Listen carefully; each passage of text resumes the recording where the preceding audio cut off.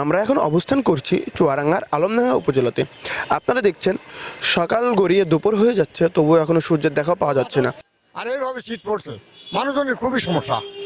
এতই সমস্যা, সে সমস্যা সমাধান কিভাবে হবে এটা না। ঘন কুয়াশা, হিমেল হাওয়া ও দুপুর গড়ানো পর্যন্ত সূর্যের দেখা না পাওয়ায় চুয়াডাঙ্গায় শীতের তীব্রতা বেড়েছে। ভোর থেকে সকাল পর্যন্ত ঘন কুয়াশায় ঢেকে থাকছে চারপাশ। এতে স্বাভাবিক জীবনযাত্রায় ভোগান্তি বাড়ছে। চুয়াডাঙ্গা প্রথম শ্রেণীর আবহাওয়া পর্যবেক্ষণাগারের তথ্য অনুযায়ী আজ সকাল 9টায় সর্বনিম্ন তাপমাত্রা কিছুটা বেড়ে দাঁড়ায় 15°C। বাতাসের আর্দ্রতা আরও বেড়ে দাঁড়ায় 91%।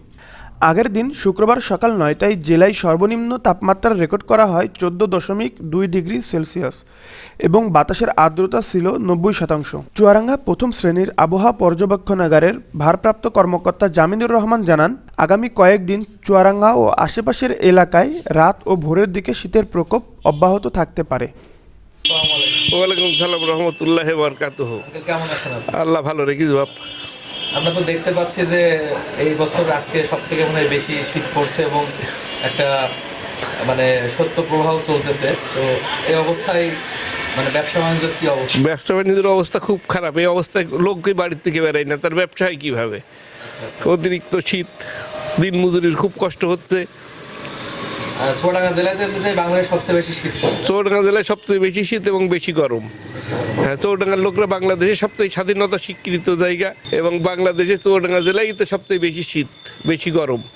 আশা করা যায় ব্যবসা ভালো হবে, আবহাওয়া কাটি যাবে। এই শৈত্যপ্রবাহটা চিরদিন থাকবে না, কয়েকদিন পরে আবার শুষ্ক আবহাওয়া চলে আসবে।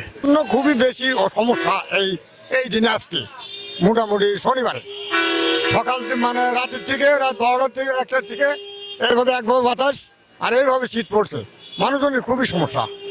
এতই সমস্যা, সে সমস্যা সমাধান কিভাবে হবে এটা না।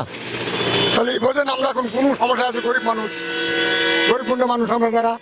আর বড় লোকদের ব্যাপার অন্যরকম, তারা বিছনা থেকে কখন ওঠে, কোন সময় ওঠে, তাতে তার দিক ঠিক নেই।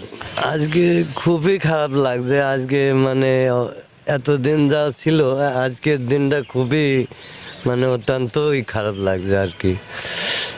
আসলে হঠাৎ করে ঠান্ডাটা পড়ায় করে মুরব্বীদের এবং বাচ্চা কাচ্চাদের তো প্রচণ্ড কষ্ট হচ্ছে।